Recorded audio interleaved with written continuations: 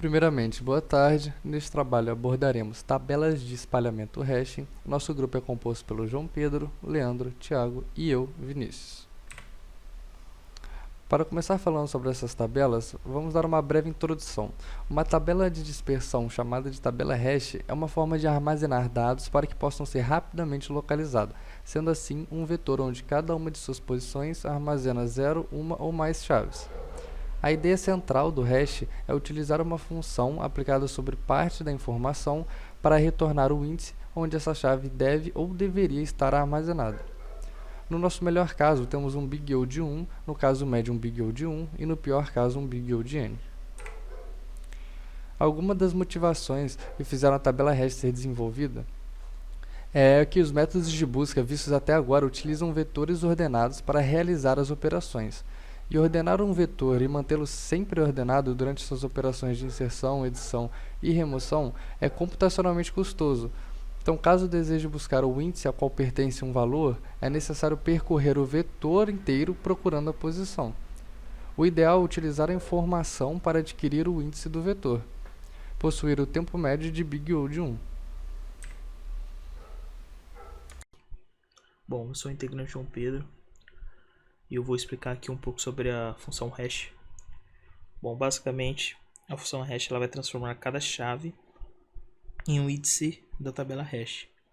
E com isso a gente precisa saber alguns parâmetros importantes, onde o m é o número de posições na tabela, o n é o número de chaves da tabela de símbolos. E também nós temos o fator de carga, né? Que é o número de chaves sobre o número de posições da tabela hash. Bom, o índice de inserção é o K mod de M, onde K é a chave de pesquisa e M é o número de posições da tabela. Essa inserção ela pode causar chaves diferentes, né, que geram o mesmo índice, que isso é chamado de colisão, que vai ser explicado em alguns slides à frente. Eu sou o Leandro e eu vou estar dando alguns exemplos de inserção. A primeira coisa que a gente tem que definir é a nossa função hash, que no caso vai ser a K mod M, onde K é a chave e M a quantidade de índices. Uma outra coisa é que eu deixei aqui no canto alguns valores já inseridos, para deixar mais dinâmica a apresentação. O primeiro valor que a gente vai inserir é o 50. O resto da divisão de 50 por 10 dá 0. Por quê? 50 dividido por 10 dá resultado 5 e sobra 0. Então, o nosso valor vai ser inserido, o 50 vai ser inserido na posição 0.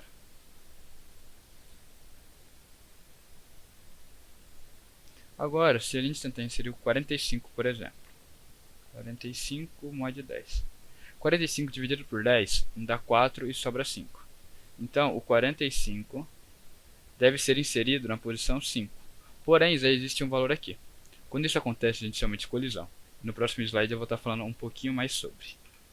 Bom, uma colisão ocorre quando a função hash der o mesmo valor de índice para duas chaves diferentes, que foi o que aconteceu com 15 e com 45, que ambos tiveram índice 5. Uma função hash perfeita seria uma função objetora, como foi visto em matemática discreta. A questão é que a maioria das funções são sobresetoras. A fim de ilustrar um pouquinho mais sobre o problema de colisão, eu trouxe o paradoxo do aniversário e uma fórmula para calcular a probabilidade de se inserir elementos consecutivos sem colisão, que é essa fórmula aqui. Na direita eu trouxe alguns valores dela, algumas contas com ela, com o m sendo 365.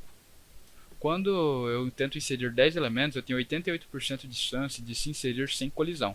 Entretanto, quando esse valor triplica para 30, a minha probabilidade cai para 30%. Então, as colisões são problemas reais e métodos de tratá-las são necessários. Bom, falando sobre como tratar colisões pelo método de encadeamento. Temos que cada entrada na tabela aponta para uma lista encadeada. Então, ao ocorrer uma colisão onde duas chaves vão para o mesmo índice, é gerada uma nova entrada nessa respectiva lista encadeada. O tempo de busca será constante somente se o número de elementos em cada lista for pequeno. Então, caso a tabela fique muito desbalanceada, é interessante realizar a troca de função hash e redistribuir os valores. Então, basicamente, neste encadeamento é usada uma lista encadeada como estrutura auxiliar e a tabela contém ponteiros para o início de cada lista. Então, na busca ou inserção, é aplicada essa função hash e o retorno será qual ponteiro deve ser seguido. Bom, eu sou o integrante Thiago e eu vou estar dando continuidade ao tratamento de colisões por encadeamento. Eu vou estar utilizando o cenário do Leandro, que foi utilizando a chave 45 com a nossa função mod10, onde nós recebemos o índice de 5. E quando é inserida essa chave 45 no índice 5, nós temos uma colisão. E como já nos foi explicado, a tabela encadeada, ela tem, por padrão, ela aponta para várias listas. Então, no momento que acontece essa colisão, uma lista é criada com essa chave que foi colidida. E ela é apontada desta maneira que eu estou apresentando. Bom, dando continuidade, eu vou falar um pouco sobre o método de endereçamento aberto, que em uma tabela hash, com endereçamento aberto, todos os elementos eles são armazenados na própria tabela, então ele não vai precisar do uso de listas encadeadas. E caso haja uma colisão, é calculado o próximo valor do índice. E também o espaço gasto com encadeamento ele é economizado e a colisão é tratada com a busca de uma posição vazia na própria tabela.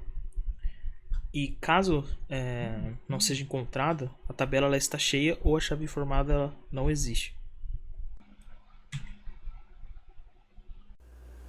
Apresentando agora um exemplo de sondagem linear, utilizando o mesmo cenário da chave 45, nós temos uma diferença agora na nossa função hash, que é este elemento k igual a 0. E o resto da função vai ser a mesma. No caso do k igual a 0, nós teremos ainda 45 mod 10, que é o tamanho da nossa lista, que receberá 5. Então, quando nós tentamos implementar ali a chave 45 no índice 5, nós temos uma colisão. E basicamente o que a sondagem linear faz para tratar essa colisão é alterar esse elemento k igual a 0 para k igual a 1. E a função vai ter uma diferença, que agora o 45 passará a ser 46. Apenas na função, a chave continua igual. Então o resultado será 6. Então nós trocamos aqui o índice 5 para o índice 6. E pulamos aqui. O 45 será aqui agora.